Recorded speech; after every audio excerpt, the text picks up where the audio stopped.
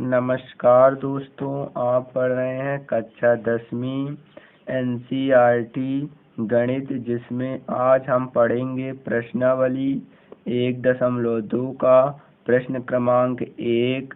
तो देखिए, प्रश्न 1 के पहला, दूसरा, तीसरा, चौथा 5 क्वेश्चन है।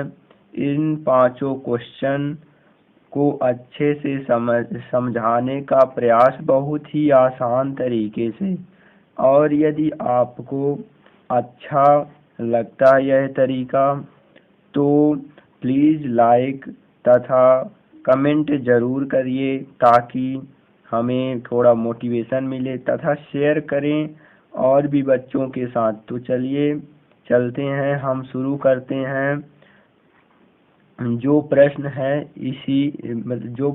इसकी 5 क्वेश्चन हैं, और इन पांचों क्वेश्चन में हमें अभाज्य गुणनखंड ज्ञात करना है। तो देखिए, सबसे पहले देखते हैं पहला क्वेश्चन। तो देखिए, सबसे पहला जो क्वेश्चन है वो है निम्न प्रश्नावली 1.2 का पहला क्वेश्चन। निम्नलिखित संख्याओं को अभाज्य गुणनखंडों के गुणनफल के रूप में व्यक्त कीजिए।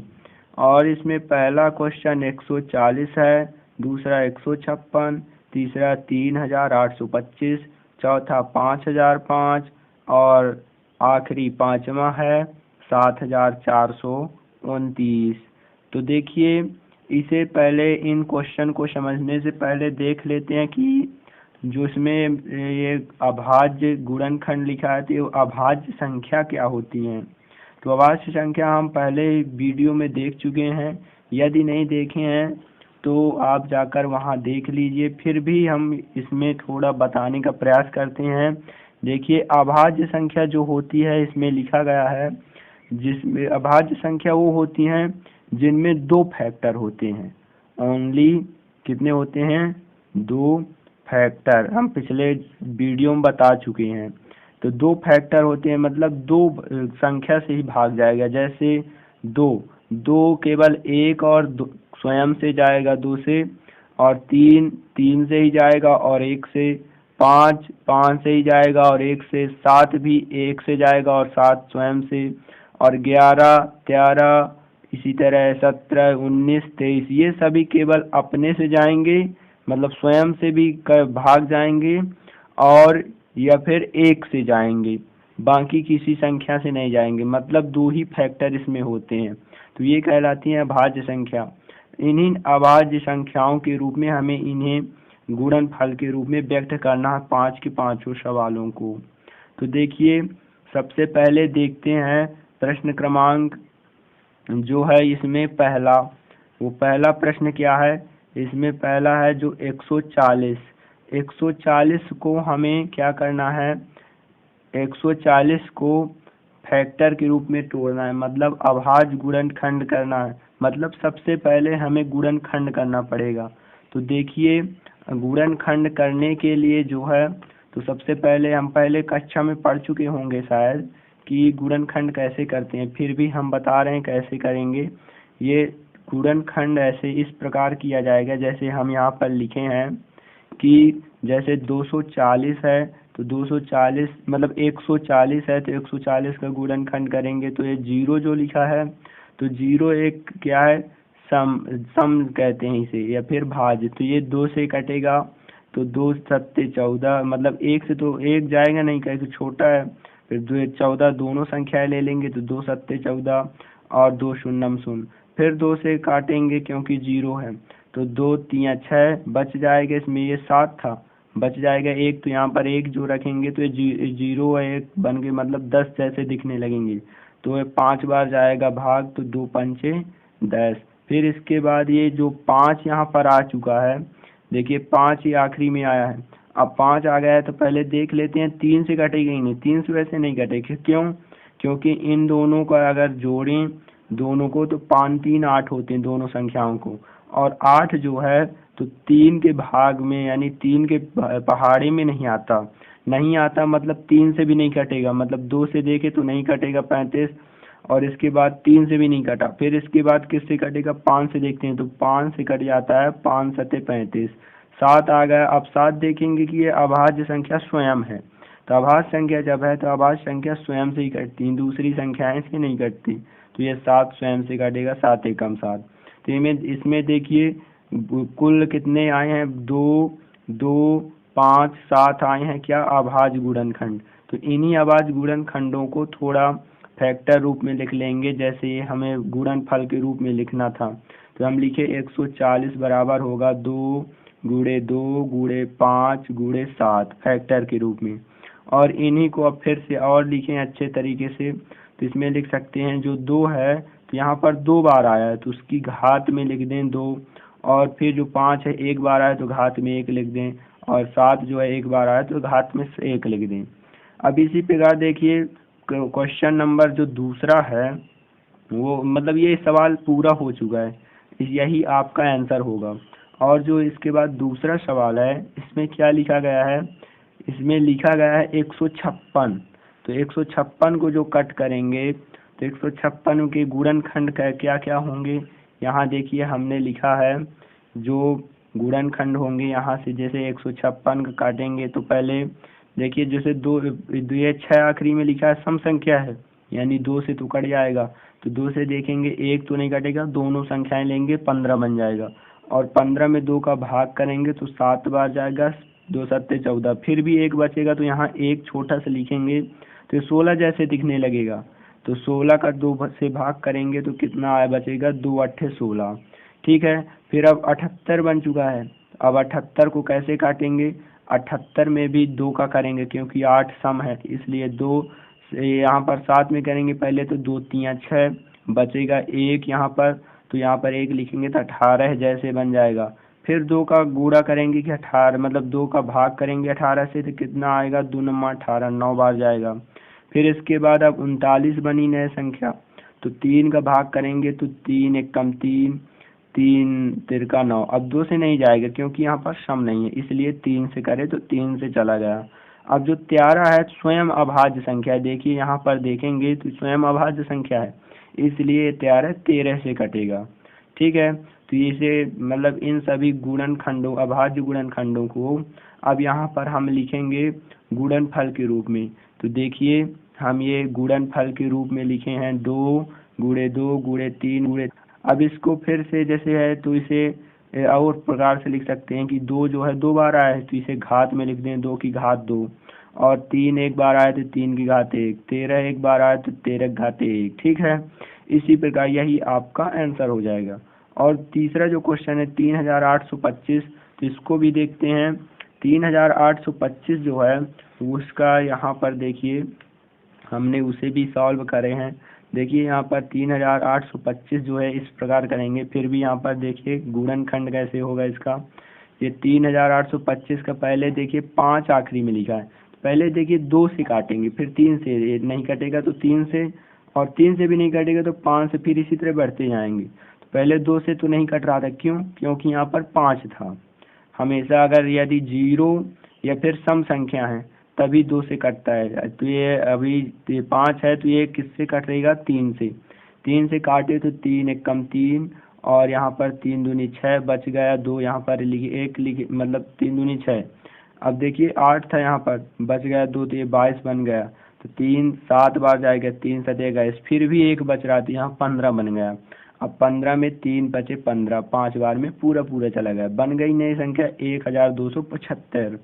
अब 3 से करेंगे, फिर से काटेंगे तो 3 से कटेगा ये 1 तो कटेगा नहीं, तो दोनों संख्या ले लेंगे, दोनों संख्या लेंगे तो 12 बन जाएगा, तो 3 चौके 12, और फिर यहाँ 7 जो है तो 3 दूनी 6 2 बार में जाएगा, और 1 उधार मतलब 7 था, 6 ही गए लेकिन 1 बचा तो यहाँ पर 15 बन जाएगा, तो 3 बचे 15, नई संख्या 225 बनी। अब फिर से अब करेंगे तो 5 से करेंगे, 5 से करेंगे तो 5 8 40, और फिर यहाँ पर 2 बच जाएगा तो 25 बन जाएगा, 5 25, और आगे देखें तो 85 को भी काटेंगे।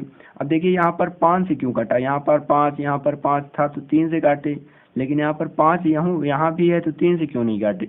तो देखिए यहाँ पर 5 और 2 और 4 को, इन सभी को ऐड करेंगे मतलब जोड़ेंगे, तो 5 2 7, 7 4 होता है 11। अब 11 को अगर 3 से भाग करें तो इसमें 3 का भाग नहीं जाएगा, क्यों?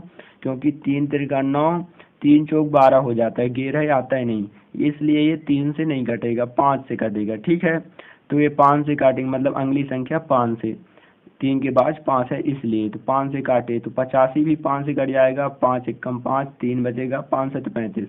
अब ये जो 17 है, तो 17 अभाज्य संख्या है, स्वयं ये यहाँ पर लिखे हैं, जब स्वयं है तो स्वयं से कटेगा, तो ये काट दिए, तो इसमें आएगा 3 3 5 5 17। और इसे कैसे लिखे हम? गुणनफल के रूप में, तो यहाँ पर गुणनफल के रूप में लिखे हम 3 गुणे 3 गुणे 5 गुणे 5 गुणे 17। अब इसे थोड़ा और अच्छे से लिखना चाहें तो इसे लिख सकते हैं 3 की घात 3 2 बार आए तो 3 की घात 2, और 5 2 बार आए तो 5 की घात 2, और 17 एक बार आए तो 17 की घात 1। यही गुणनखंड हो गया। फिर इसके बाद देखिए प्रश्न क्रमांक जो चौथा है, वो चौथा में जो है, इसमें भी अब करेंगे सवाल। तो चौथा क्या है? 5005। तो 5005 का देखिए गुणनखंड यहाँ हमने किया है। ये 5 देखिए आखिरी में 5 है, तो 5 तो 2 से कटेगा नहीं, क्योंकि सम नहीं है, ये विषम संख्या है। अब ये कैसे किससे कटेगा? 3 से तो कटेगा कि एक नहीं, तो देखिए तो 5 और 0 0, 5 को जोड़ेंगे तो 5 5 10 हो जाएंगे, 0 तो जुड़ेगा नहीं, तो 10 में 3 का भाग नहीं जाता, 3 तिरका 9, 3 चौक 12 हो जाता है। ठीक है, 10 आता ही नहीं, इसलिए 5 से देखेंगे तो 5 से कट जाता है, 5 एकम 5, 5 शून्यम शून्य, 5 शून्यम शून्य, 5 एकम 5। ठीक है, अब देखिए 1001 बन गया। अब 1001 देखेंगे कि मतलब 5 से तो कट नहीं रहा, आगे वाली संख्या से देखेंगे कि कट रहा है कि नहीं। क्यों 5 से नहीं कट रहा? क्योंकि यहाँ पर जो 1 है, इसलिए 5 से वह संख्या कटती हैं जब यहाँ पर आखिरी में 0 हो या फिर 5 हो, तब कटती हैं। ठीक है, याद रखिएगा आगे से। अब यहाँ पर देखिए 7 से काटेंगे, देखिए अगली संख्या, तो 7 से कट जाता है, 7 एकम 7, और बच गया 3, ये बन गया 30, तो ये 7 चौक 28, बच गया 2, तो यहाँ पर 21 बन जाएगा, तो 7 3 के 21। और एक देखिए अब बन गया 143। अब 143 देखेंगे तो यहाँ पर 7 से तो कटेगा नहीं। क्यों 7 से नहीं कटेगा? क्योंकि 7 दूनी 14 हो जाएगा, लेकिन 3 बच जाएगा, नहीं कटेगा। और 13 से भी नहीं कटेगा, क्यों? क्योंकि 13 कम 13, 1 बचेगा, मतलब 13 कम 13 बच जाएगा 1, 13 सॉरी, ये 13 नहीं 11 है, 11 से पहले काटेंगे इसे। तो क्यों? क्योंकि यहाँ पर देखिए 7 के बाद 11 लिखा है, तो 11 से पहले काटेंगे, फिर बाद में 13 से, तो 11 से काटेंगे तो 11 कम 11, 3 बच गया, 33 बन गया, 11 3 33। अब ये नई संख्या 13 बची है जो अभाज्य संख्या है, तो ये स्वयं से ही कटेगी, 13 कम 13। ठीक है, तो ये जो आए हैं 5 7 11 13, ये अभाज्य गुणनखंड है, इन्हें हमें गुणनफल के रूप में लिखना है। तो देखिए हम यहाँ पर गुणनफल के रूप में लिखे 5 गुणे 7 गुणे 11 गुणे 13, और इसे अच्छे तरीके से लिखें तो इसमें क्या होगा? 5 एक बार आया तो 1 घात हो गई, 5 की घात 1, 7 भी एक बार आया तो 7 की घात 1, 11 एक बार आया 11 की घात 1, 13 भी एक बार आया तो 13 की घात 1। अब आगे देखिए लास्ट क्वेश्चन जो है 5वां, क्या है? 7429। इसे भी करें तो इसमें देखिए क्या है, 7429 में इसे भी भाग करेंगे तो ये देखिए ना तो 2 से कटेगा, 3 से भी नहीं कटेगा, 5 से, 7 से, 11 से, 13, सीधे 17 से कटेगा। अब क्यों? क्योंकि अभी देखें तो 2 से क्यों नहीं कटेगा? क्योंकि यहाँ पर क्या है? सम नहीं है, विषम संख्या 9 है। और 3 से क्यों नहीं कटेगा? 3 से देखिए यहाँ पर काटें यदि तो 3 दूनी 6, बच जाएगा 1, बन जाएगा ये 14, फिर 3 चौक 12, बच जाएगा 2, तो बन जाएगा ये 22, तो फिर 3 सते 21, बच जाएगा 1, तो ये 19 बचेगा जो आखिरी में। तो 3 का तो आता ही नहीं पहाड़े में, तो 3 से भी नहीं कटेगा। फिर यदि 5 से देखें तो 5 से काटें तो ये 5 से भी नहीं कटेगा। क्यों? क्योंकि यहाँ पर 0, ना ही 0 है ना ही 5 है, क्योंकि 0 होता या फिर 5 होता तब कटता, यहाँ पर तो 9 है। ठीक है, और फिर इसके बाद 7 देखें तो 7 एकम 7, 7 छंग 42, फिर 9 बच जाएगा, तो ये 9 नहीं कटेगा। 11 से देखें तो 11 छक्का 66, बच जाएगा 8, 11 77, 77, फिर 5 बचेगा तो 59 कटेगा नहीं, ठीक है 11 से। फिर 13 से काटें तो 13 से भी नहीं कटेगा, क्यों? क्योंकि 13 तिया 69। फिर इसके बाद और बचेगा जो यहाँ पर कितना बचेगा, मतलब जितना भी बचेगा तो 13 से भी नहीं कटेगा, 17 से कटेगा। 17 से कटेगा 437 बार में पूरा कट जाएगा। फिर 19 से 23 बार में, फिर 23 को एक बार में, क्योंकि अभाज्य है। अब ये थोड़ा लगभग आपसे आ गया होगा। फिर भी अगर डाउट है तो आप कमेंट कर सकते हैं, हम आपको बहुत ही आसान तरीके से ये गुणनखंड करने की विधियां बहुत ही अच्छी तरीके से बताएंगे, जो आप चाहें। वैसे भी आपसे बनता होगा, प्लीज कमेंट करिएगा। फिर आगे देखिए, इन सभी 13, 19, 23 को इसमें गुणनफल के रूप में लिखें, क्योंकि यहाँ देखिए क्वेश्चन में लिखा गया था कि गुणनफल के रूप में लिखना है, ठीक है ना। इसलिए हम हर एक सवाल को गुणनफल के रूप में ये लिख रहे हैं, 17 गुणे 19 गुणे 23, ठीक है। और इसे थोड़ी और सरल रूप में लिखना चाहें तो 17 की एक बार आए तो 17 घात 1, और 19 भी एक बार आए तो 19 की पावर 1, 23 भी आए तो 23 की पावर 1। यही आपका आंसर हो जाएगा। अब देखिए, आपको ये सभी पांचों क्वेश्चन आसानी से सरल भाषा में आपको बताया गया है। फिर भी आपको यदि डाउट हो तो आप हमें कमेंट कर दें। अब हम आपको बहुत ही आसान तरीक़ा से बताते रहेंगे। इसी तरह के वीडियो और चाहना है, यदि आप पढ़ना चाहते हैं तो प्लीज़ क्या करें, कमेंट करें हमारे इस यूट्यूब चैनल पर। क्या कमेंट करना है, कमेंट कर दीजिएगा। और थोड़ा यदि आपको टाइम मिले तो लाइक और थोड़ा शेयर तो ज़रूर करिएगा, क्योंकि शेयर करने से और थोड़ा स्टूडेंट सब्सक्राइब करेंगे, और सब्सक्राइब करेंगे, थोड़ा सब्सक्राइबर हमारे बढ़ें तो हम आपको डेली के डेली आगे से कुछ ज़्यादा से ज़्यादा वीडियो आपको हम अपलोड करवाएंगे। क्योंकि अभी थोड़ा सब्सक्राइबर कम है तो हम वीडियो अपलोड करने में थोड़ा हिचकिचा रहे हैं। थोड़ा आप हमें मदद कीजिए, हम आपको पूरी जी तोड़ मेहनत से बहुत ही आसान तरीके से पूरी मैथ लगभग 3 से 4 महीने में, ज़्यादा से ज़्यादा नहीं लेंगे, क्योंकि 3 से 4 महीने का कोर्स ही होता है। आपको पढ़ा दिया जाता है 10 महीने के लिए, लेकिन 3-4 महीने में पूरी गणित पढ़ेंगे, और वो भी डीपली और गहराई से, जितनी भी इसमें बेसिक है, ठीक है। तो प्लीज़ शेयर करिए बहुत से स्टूडेंट में। Thank you so much. आज के लिए बस इतना ही, धन्यवाद।